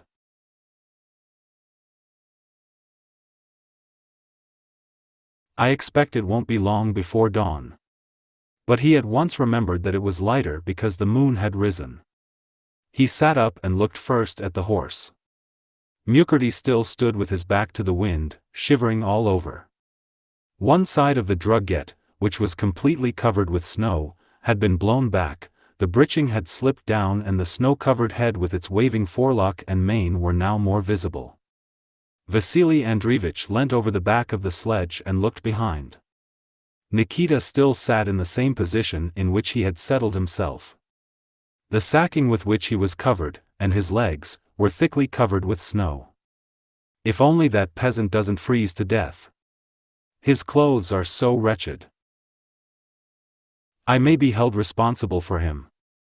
What shiftless people they are, such a want of education, thought Vasily Andreevich, and he felt like taking the drugget off the horse and putting it over Nikita, but it would be very cold to get out and move about and, moreover, the horse might freeze to death. Why did I bring him with me? It was all her stupidity, he thought, recalling his unloved wife, and he rolled over into his old place at the front part of the sledge. My uncle once spent a whole night like this, he reflected, and was all right. But another case came at once to his mind. But when they dug Sebastian out he was dead, stiff like a frozen carcass. If I'd only stopped the night in Grishkino all this would not have happened. And wrapping his coat carefully round him so that none of the warmth of the fur should be wasted but should warm him all over, neck, knees, and feet, he shut his eyes and tried to sleep again. But try as he would he could not get drowsy, on the contrary he felt wide awake and animated. Again he began counting his gains and the debts due to him, again he began bragging to himself and feeling pleased with himself and his position, but all this was continually disturbed by a stealthily approaching fear and by the unpleasant regret that he had not remained in Grishkino. How different it would be to be lying warm on a bench. He turned over several times in his attempts to get into a more comfortable position more sheltered from the wind, he wrapped up his legs closer, shut his eyes, and lay still. But either his legs in their strong felt boots began to ache from being bent in one position, or the wind blew in somewhere, and after lying still for a short time he again began to recall the disturbing fact that he might now have been lying quietly in the warm hut at Grishkino. He again sat up, turned about, muffled himself up, and settled down once more. Once he fancied that he heard a distant cock crow. He felt glad, turned down his coat collar and listened with strained attention, but in spite of all his efforts nothing could be heard but the wind whistling between the shafts, the flapping of the kerchief, and the snow pelting against the frame of the sledge. Nikita sat just as he had done all the time, not moving and not even answering Vasily Andreevich who had addressed him a couple of times. He doesn't care a bit, he's probably asleep, thought Vasily Andreevich with vexation, looking behind the sledge at Nikita who was covered with a thick layer of snow. Vasily Andreevich got up and lay down again some 20 times. It seemed to him that the night would never end. It must be getting near morning, he thought, getting up and looking around. Let's have a look at my watch. It will be cold to unbutton, but if I only know that it's getting near morning I shall at any rate feel more cheerful. We could begin harnessing. In the depth of his heart Vasily Andreevich knew that it could not yet be near morning, but he was growing more and more afraid, and wished both to get to know and yet to deceive himself. He carefully undid the fastening of his sheepskin, pushed in his hand, and felt about for a long time before he got to his waistcoat. With great difficulty he managed to draw out his silver watch with its enameled flower design, and tried to make out the time. He could not see anything without a light. Again he went down on his knees and elbows as he had done when he lighted a cigarette, got out his matches, and proceeded to strike one. This time he went to work more carefully, and feeling with his fingers for a match with the largest head and the greatest amount of phosphorus, lit it at the first try. Bringing the face of the watch under the light, he could hardly believe his eyes. It was only 10 minutes past 12. Almost the whole night was still before him. Oh, how long the night is, he thought, feeling a cold shudder run down his back, and having fastened his fur coats again and wrapped himself up, he snuggled into a corner of the sledge intending to wait patiently. Suddenly, above the monotonous roar of the wind, he clearly distinguished another new and living sound. It steadily strengthened, and having become quite clear diminished just as gradually. Beyond all doubt it was a wolf, and he was so near that the movement of his jaws as he changed his cry was brought down the wind. Vasily Andreevich turned back the collar of his coat and listened attentively. Mukurty too strained to listen, moving his ears, and when the wolf had ceased its howling he shifted from foot to foot and gave a warning snort. After this Vasily Andreevich could not fall asleep again or even calm himself. The more he tried to think of his accounts, his business, his reputation, his worth and his wealth, the more and more was he mastered by fear, and regrets that he had not stayed the night at Grishkino dominated and mingled in all his thoughts. Devil take the forest. Things were all right without it, thank God. Ah, if we had only put up for the night, he said to himself. They say it's drunkards that freeze, he thought, and I have had some drink. And observing his sensations he noticed that he was beginning to shiver, without knowing whether it was from cold or from fear. He tried to wrap himself up and lie down as before, but could no longer do so. He could not stay in one position. He wanted to get up, to do something to master the gathering fear that was rising in him and against which he felt himself powerless. He again got out his cigarettes and matches, but only 3 matches were left and they were bad ones. The phosphorus rubbed off them all without lighting. The devil take you. Damn thing. Curse you, he muttered, not knowing whom or what he was cursing, and he flung away the crushed cigarette. He was about to throw away the matchbox too, but checked the movement of his hand and put the box in his pocket instead. He was seized with such unrest that he could no longer remain in one spot. He climbed out of the sledge and standing with his back to the wind began to shift his belt again, fastening it lower down in the waist and tightening it. What's the use of lying and waiting for death? Better mount the horse and get away. The thought suddenly occurred to him. The horse will move when he has someone on his back. As for him, he thought of Nikita, it's all the same to him whether he lives or dies. What is his life worth? He won't grudge his life, but I have something to live for, thank God. He untied the horse, threw the reins over his neck and tried to mount, but his coats and boots were so heavy that he failed. Then he clambered up in the sledge and tried to mount from there, but the sledge tilted under his weight, and he failed again. At last he drew Mukurty nearer to the sledge, cautiously balanced on one side of it, and managed to lie on his stomach across the horse's back. After lying like that for a while he shifted forward once and again, threw a leg over, and finally seated himself, supporting his feet on the loose breeching straps. The shaking of the sledge awoke Nikita. He raised himself, and it seemed to Vasily Andreevich that he said something. Listen to such fools as you. Am I to die like this for nothing? Exclaimed Vasily Andreevich. And tucking the loose skirts of his fur coat in under his knees, he turned the horse and rode away from the sledge in the direction in which he thought the forest and the forester's hut must be. 7. From the time he had covered himself with the sackcloth and seated himself behind the sledge, Nikita had not stirred. Like all those who live in touch with nature and have known want, he was patient and could wait for hours, even days, without growing restless or irritable. He heard his master call him, but did not answer because he did not want to move or talk. Though he still felt some warmth from the tea he had drunk and from his energetic struggle when clambering about in the snowdrift, he knew that this warmth would not last long and that he had no strength left to warm himself again by moving about, for he felt as tired as a horse when it stops and refuses to go further in spite of the whip, and its master sees that it must be fed before it can work again. The foot in the boot with a hole in it had already grown numb, and he could no longer feel his big toe. Besides that, his whole body began to feel colder and colder.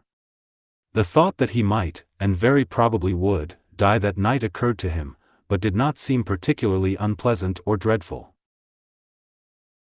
It did not seem particularly unpleasant, because his whole life had been not a continual holiday, but on the contrary an unceasing round of toil of which he was beginning to feel weary. And it did not seem particularly dreadful, because besides the masters he had served here, like Vasily Andreevich, he always felt himself dependent on the chief master, who had sent him into this life, and he knew that when dying he would still be in that master's power and would not be ill-used by him. It seems a pity to give up what one is used to and accustomed to. But there's nothing to be done, I shall get used to the new things.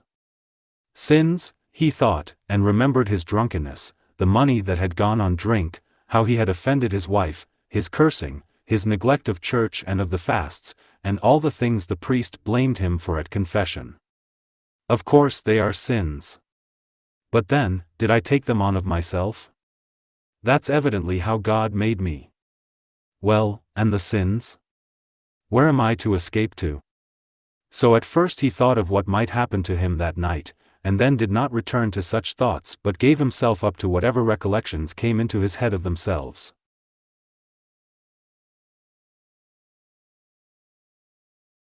Now he thought of Martha's arrival, of the drunkenness among the workers and his own renunciation of drink, then of their present journey and of Tara's house and the talk about the breaking up of the family, then of his own lad, and of Mukurty now sheltered under the drugget, and then of his master who made the sledge creak as he tossed about in it.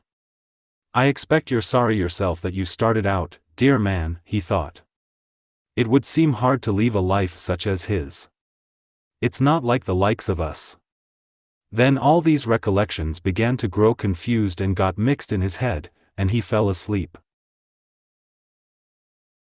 But when Vasily Andreevich, getting on the horse, jerked the sledge, against the back of which Nikita was leaning, and it shifted away and hit him in the back with one of its runners, he awoke and had to change his position whether he liked it or not. Straightening his legs with difficulty and shaking the snow off them he got up, and an agonizing cold immediately penetrated his whole body. On making out what was happening he called to Vasily Andreevich to leave him the drugget which the horse no longer needed, so that he might wrap himself in it. But Vasily Andreevich did not stop, but disappeared amid the powdery snow. Left alone, Nikita considered for a moment what he should do. He felt that he had not the strength to go off in search of a house. It was no longer possible to sit down in his old place, it was by now all filled with snow. He felt that he could not get warmer in the sledge either, for there was nothing to cover himself with, and his coat and sheepskin no longer warmed him at all. He felt as cold as though he had nothing on but a shirt. He became frightened. Lord, Heavenly Father, he muttered, and was comforted by the consciousness that he was not alone but that there was one who heard him and would not abandon him. He gave a deep sigh, and keeping the sackcloth over his head he got inside the sledge and lay down in the place where his master had been. But he could not get warm in the sledge either. At first he shivered all over, then the shivering ceased and little by little he began to lose consciousness. He did not know whether he was dying or falling asleep, but felt equally prepared for the one as for the other. 8. Meanwhile Vasily Andreevich, with his feet and the ends of the reins, urged the horse on in the direction in which for some reason he expected the forest and forester's hut to be. The snow covered his eyes and the wind seemed intent on stopping him, but bending forward and constantly lapping his coat over and pushing it between himself and the cold harness pad which prevented him from sitting properly, he kept urging the horse on. Mukurty ambled on obediently though with difficulty, in the direction in which he was driven. Vasily Andreevich rode for about 5 minutes straight ahead, as he thought, seeing nothing but the horse's head and the white waist, and hearing only the whistle of the wind about the horse's ears and his coat collar. Suddenly a dark patch showed up in front of him. His heart beat with joy, and he rode towards the object, already seeing in imagination the walls of village houses. But the dark patch was not stationary, it kept moving, and it was not a village but some tall stalks of wormwood sticking up through the snow on the boundary between two fields, and desperately tossing about under the pressure of the wind which beat it all to one side and whistled through it. The sight of that wormwood tormented by the pitiless wind made Vasily Andreevich shudder, he knew not why, and he hurriedly began urging the horse on, not noticing that when riding up to the wormwood he had quite changed his direction and was now heading the opposite way, though still imagining that he was riding towards where the hut should be. But the horse kept making towards the right, and Vasily Andreevich kept guiding it to the left. Again something dark appeared in front of him. Again he rejoiced, convinced that now it was certainly a village. But once more it was the same boundary line overgrown with wormwood, once more the same wormwood desperately tossed by the wind and carrying unreasoning terror to his heart. But its being the same wormwood was not all, for beside it there was a horse's track partly snowed over. Vasily Andreevich stopped, stooped down and looked carefully. It was a horse track only partially covered with snow, and could be none but his own horse's hoofprints. He had evidently gone round in a small circle. I shall perish like that, he thought, and not to give way to his terror he urged on the horse still more, peering into the snowy darkness in which he saw only flitting and fitful points of light. Once he thought he heard the barking of dogs or the howling of wolves, but the sounds were so faint and indistinct that he did not know whether he heard them or merely imagined them, and he stopped and began to listen intently. Suddenly some terrible, deafening cry resounded near his ears, and everything shivered and shook under him. He seized Mukerty's neck, but that too was shaking all over and the terrible cry grew still more frightful. For some seconds Vasily Andreevich could not collect himself or understand what was happening. It was only that Mukerty, whether to encourage himself or to call for help, had neighed loudly and resonantly. "Ugh, you wretch! How you frightened me, damn you," thought Vasily Andreevich. But even when he understood the cause of his terror he could not shake it off. "I must calm myself and think things over," he said to himself, but yet he could not stop, and continued to urge the horse on, without noticing that he was now going with the wind instead of against it. His body, especially between his legs where it touched the pad of the harness and was not covered by his overcoats, was getting painfully cold, especially when the horse walked slowly. His legs and arms trembled and his breathing came fast. He saw himself perishing amid this dreadful snowy waste, and could see no means of escape. Suddenly the horse under him tumbled into something and, sinking into a snowdrift, began to plunge and fell on his side. Vasily Andreevich jumped off, and in so doing dragged to one side the breech band on which his foot was resting, and twisted round the pad to which he held as he dismounted.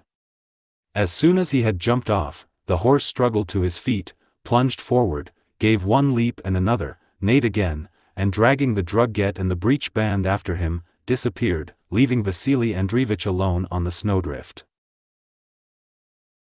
The latter pressed on after the horse, but the snow lay so deep and his coats were so heavy that, sinking above his knees at each step, he stopped breathless after taking not more than 20 steps. The copse, the oxen, the leasehold, the shop, the tavern, the house with the iron-roofed barn, and my heir, thought he. How can I leave all that? What does this mean? It cannot be. These thoughts flashed through his mind.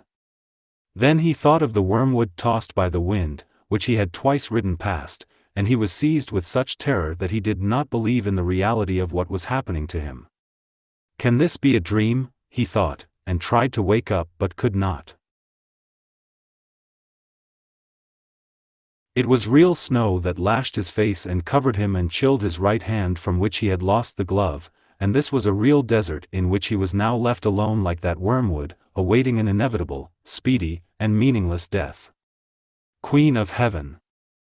Holy Father Nicholas, teacher of temperance, he thought, recalling the service of the day before and the holy icon with its black face and gilt frame, and the tapers which he sold to be set before that icon and which were almost immediately brought back to him scarcely burnt at all, and which he put away in the store chest. He began to pray to that same Nicholas the wonder worker to save him, promising him a thanksgiving service and some candles. But he clearly and indubitably realized that the icon, its frame, the candles, the priest, and the thanksgiving service, though very important and necessary in church, could do nothing for him here, and that there was and could be no connection between those candles and services and his present disastrous plight. I must not despair, he thought. I must follow the horse's track before it is snowed under. He will lead me out, or I may even catch him. Only I must not hurry, or I shall stick fast and be more lost than ever. But in spite of his resolution to go quietly, he rushed forward and even ran, continually falling, getting up and falling again. The horse's track was already hardly visible in places where the snow did not lie deep. I am lost, thought Vasily Andreevich. I shall lose the track and not catch the horse. But at that moment he saw something black. It was Mukherjee, and not only Mukherjee, but the sledge with the shafts and the kerchief. Mukherjee, with the sacking and the breech band twisted round to one side, was standing not in his former place but nearer to the shafts, shaking his head which the reins he was stepping on drew downwards.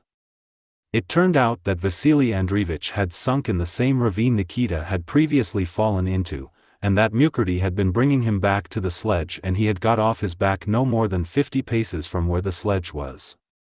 9. Having stumbled back to the sledge, Vasily Andreevich caught hold of it and for a long time stood motionless, trying to calm himself and recover his breath. Nikita was not in his former place, but something, already covered with snow, was lying in the sledge, and Vasily Andreevich concluded that this was Nikita. His terror had now quite left him, and if he felt any fear it was lest the dreadful terror should return that he had experienced when on the horse, and especially when he was left alone in the snowdrift. At any cost he had to avoid that terror, and to keep it away he must do something, occupy himself with something. And the first thing he did was to turn his back to the wind and open his fur coat. Then, as soon as he recovered his breath a little, he shook the snow out of his boots and out of his left-hand glove. The right-hand glove was hopelessly lost and by this time probably lying somewhere under a dozen inches of snow. Then, as was his custom when going out of his shop to buy grain from the peasants, he pulled his girdle low down and tightened it and prepared for action. The first thing that occurred to him was to free Mukherjee's leg from the rein. Having done that, and tethered him to the iron cramp at the front of the sledge where he had been before, he was going round the horse's quarters to put the breech band and pad straight and cover him with the cloth, but at that moment he noticed that something was moving in the sledge and Nikita's head rose up out of the snow that covered it. Nikita, who was half frozen, rose with great difficulty and sat up, moving his hand before his nose in a strange manner just as if he were driving away flies. He waved his hand and said something, and seemed to Vasily Andreevich to be calling him. Vasily Andreevich left the cloth unadjusted and went up to the sledge. "What is it?" he asked. "What are you saying?" "I'm dysprosium." That's what," said Nikita brokenly and with difficulty. "Give what is owing to me to my lad, or to my wife, no matter." "Why, are you really frozen?" asked Vasily Andreevich. "I feel it's my death." "Forgive me for Christ's sake," said Nikita in a tearful voice, continuing to wave his hand before his face as if driving away flies. Vasily Andreevich stood silent and motionless for half a minute. Then suddenly, with the same resolution with which he used to strike hands when making a good purchase, he took a step back and turning up his sleeves began raking the snow off Nikita and out of the sledge. Having done this he hurriedly undid his girdle, opened out his fur coat, and having pushed Nikita down, lay down on top of him, covering him not only with his fur coat but with the whole of his body, which glowed with warmth. After pushing the skirts of his coat between Nikita and the sides of the sledge, and holding down its hem with his knees, Vasily Andreevich lay like that face down, with his head pressed against the front of the sledge. Here he no longer heard the horse's movements or the whistling of the wind, but only Nikita's breathing. At first and for a long time Nikita lay motionless, then he sighed deeply and moved. "There, and you say you are dying. Lie still and get warm, that's our way," began Vasily Andreevich. But to his great surprise he could say no more, for tears came to his eyes and his lower jaw began to quiver rapidly. He stopped speaking and only gulped down the risings in his throat. "Seems I was badly frightened and have gone quite weak," he thought. But this weakness was not only unpleasant, but gave him a peculiar joy such as he had never felt before. "That's our way," he said to himself, experiencing a strange and solemn tenderness. He lay like that for a long time, wiping his eyes on the fur of his coat and tucking under his knee the right skirt, which the wind kept turning up. But he longed so passionately to tell somebody of his joyful condition that he said, "Nikita." "It's comfortable, warm," came a voice from beneath. "There, you see, friend, I was going to perish. And you would have been frozen, and I should have." But again his jaws began to quiver and his eyes to fill with tears, and he could say no more. "Well, never mind," he thought. "I know about myself what I know." He remained silent and lay like that for a long time. Nikita kept him warm from below and his fur coats from above. Only his hands, with which he kept his coat skirts down round Nikita's sides, and his legs which the wind kept uncovering, began to freeze, especially his right hand which had no glove. But he did not think of his legs or of his hands but only of how to warm the peasant who was lying under him. He looked out several times at Mukurty and could see that his back was uncovered and the drugget and breeching lying on the snow, and that he ought to get up and cover him, but he could not bring himself to leave Nikita and disturb even for a moment the joyous condition he was in. He no longer felt any kind of terror. "No fear, we shan't lose him this time," he said to himself, referring to his getting the peasant warm with the same boastfulness with which he spoke of his buying and selling. Vasily Andreevich lay in that way for 1 hour, another, and a third, but he was unconscious of the passage of time. At first impressions of the snowstorm, the sledge shafts, and the horse with the shaft bow shaking before his eyes, kept passing through his mind. Then he remembered Nikita lying under him, then recollections of the festival, his wife, the police officer, and the box of candles, began to mingle with these, then again Nikita, this time lying under that box, then the peasants, customers and traders, and the white walls of his house with its iron roof with Nikita lying underneath, presented themselves to his imagination. Afterwards all these impressions blended into one nothingness. As the colors of the rainbow unite into one white light, so all these different impressions mingled into one, and he fell asleep. For a long time he slept without dreaming, but just before dawn the visions recommenced. It seemed to him that he was standing by the box of tapers and that Tikhon's wife was asking for a 5-kopeck taper for the church fete. He wished to take one out and give it to her, but his hands would not lift, being held tight in his pockets. He wanted to walk round the box but his feet would not move and his new clean galoshes had grown to the stone floor, and he could neither lift them nor get his feet out of the galoshes. Then the taper box was no longer a box but a bed, and suddenly Vasily Andreevich saw himself lying in his bed at home. He was lying in his bed and could not get up. Yet it was necessary for him to get up because Ivan Matveyevich, the police officer, would soon call for him and he had to go with him, either to bargain for the forest or to put Mukurty's breeching straight. He asked his wife, "Nikolaevna, hasn't he come yet?" "No, he hasn't," she replied. "He heard someone drive up to the front steps. It must be him." "No, he's gone past." "Nikolaevna. I say, Nikolaevna, isn't he here yet?" No, he was still lying on his bed and could not get up, but was always waiting. And this waiting was uncanny and yet joyful. Then suddenly his joy was completed. He whom he was expecting came, not Ivan Matveyevich the police officer, but someone else, yet it was he whom he had been waiting for.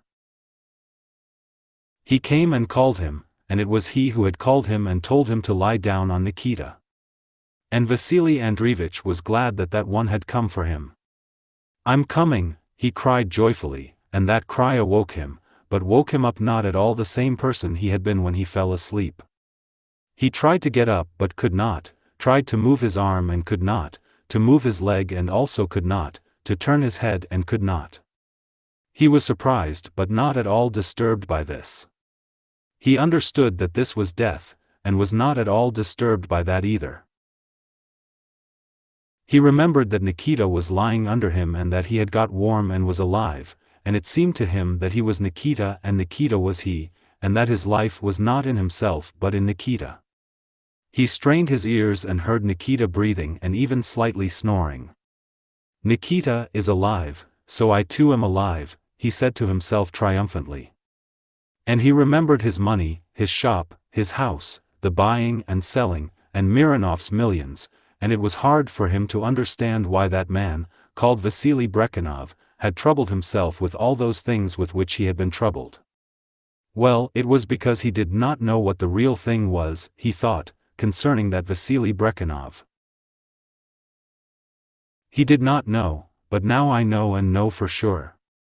Now I know. And again he heard the voice of the one who had called him before. "I'm coming. Coming," he responded gladly, and his whole being was filled with joyful emotion. He felt himself free and that nothing could hold him back any longer. After that Vasily Andreevich neither saw, heard, nor felt anything more in this world. All around the snow still eddied.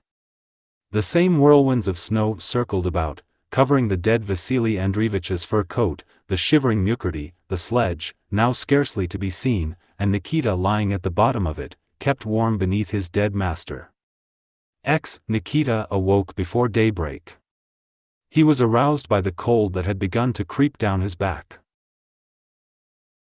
He had dreamt that he was coming from the mill with a load of his master's flour and when crossing the stream had missed the bridge and let the cart get stuck. And he saw that he had crawled under the cart and was trying to lift it by arching his back. But strange to say the cart did not move, it stuck to his back and he could neither lift it nor get out from under it. It was crushing the whole of his loins. And how cold it felt. Evidently he must crawl out. "Have done," he exclaimed to whoever was pressing the cart down on him. "Take out the sacks." But the cart pressed down colder and colder, and then he heard a strange knocking, awoke completely, and remembered everything. The cold cart was his dead and frozen master lying upon him. And the knock was produced by Mukurty, who had twice struck the sledge with his hoof. "Andreevich! Andreevich!" Nikita called cautiously, beginning to realize the truth, and straightening his back. But Vasily Andreevich did not answer and his stomach and legs were stiff and cold and heavy like iron weights. He must have died. May the kingdom of heaven be his, thought Nikita. He turned his head, dug with his hand through the snow about him and opened his eyes. It was daylight, the wind was whistling as before between the shafts, and the snow was falling in the same way, except that it was no longer driving against the frame of the sledge but silently covered both sledge and horse deeper and deeper, and neither the horse's movements nor his breathing were any longer to be heard. He must have frozen too, thought Nikita of Mukurty, and indeed those hoof knocks against the sledge, which had awakened Nikita, were the last efforts the already numbed Mukurty had made to keep on his feet before dying. "O Lord God, it seems thou art calling me too," said Nikita. "Thy holy will be done. But it's uncanny. Still, a man can't die twice and must die once. If only it would come soon." And he again drew in his head, closed his eyes, and became unconscious, fully convinced that now he was certainly and finally dying. It was not till noon that day that peasants dug Vasily Andreevich and Nikita out of the snow with their shovels, not more than 70 yards from the road and less than half a mile from the village. The snow had hidden the sledge, but the shafts and the kerchief tied to them were still visible. Mukurty, buried up to his belly in snow, with the breeching and drugget hanging down, stood all white, his dead head pressed against his frozen throat, icicles hung from his nostrils, his eyes were covered with hoarfrost as though filled with tears, and he had grown so thin in that one night that he was nothing but skin and bone. Vasily Andreevich was stiff as a frozen carcass, and when they rolled him off Nikita his legs remained apart and his arms stretched out as they had been. His bulging hawk eyes were frozen, and his open mouth under his clipped mustache was full of snow. But Nikita, though chilled through, was still alive. When he had been brought to, he felt sure that he was already dead and that what was taking place with him was no longer happening in this world but in the next. When he heard the peasants shouting as they dug him out and rolled the frozen body of Vasily Andreevich from off him, he was at first surprised that in the other world peasants should be shouting in the same old way and had the same kind of body, and then when he realized that he was still in this world he was sorry rather than glad, especially when he found that the toes on both his feet were frozen. Nikita lay in hospital for 2 months. They cut off 3 of his toes, but the others recovered so that he was still able to work and went on living for another 20 years, first as a farm laborer, then in his old age as a watchman. He died at home as he had wished, only this year, under the icons with a lighted taper in his hands. Before he died he asked his wife's forgiveness and forgave her for the cooper. He also took leave of his son and grandchildren, and died sincerely glad that he was relieving his son and daughter-in-law of the burden of having to feed him, and that he was now really passing from this life of which he was weary into that other life which every year and every hour grew clearer and more desirable to him. Whether he is better or worse off there where he awoke after his death, whether he was disappointed or found there what he expected, we shall all soon learn. The end. Thank you for being with us until the end. We hope you had a wonderful time. If you enjoyed our book, please support us by liking and leaving comments. We look forward to seeing you soon with another book. Best regards.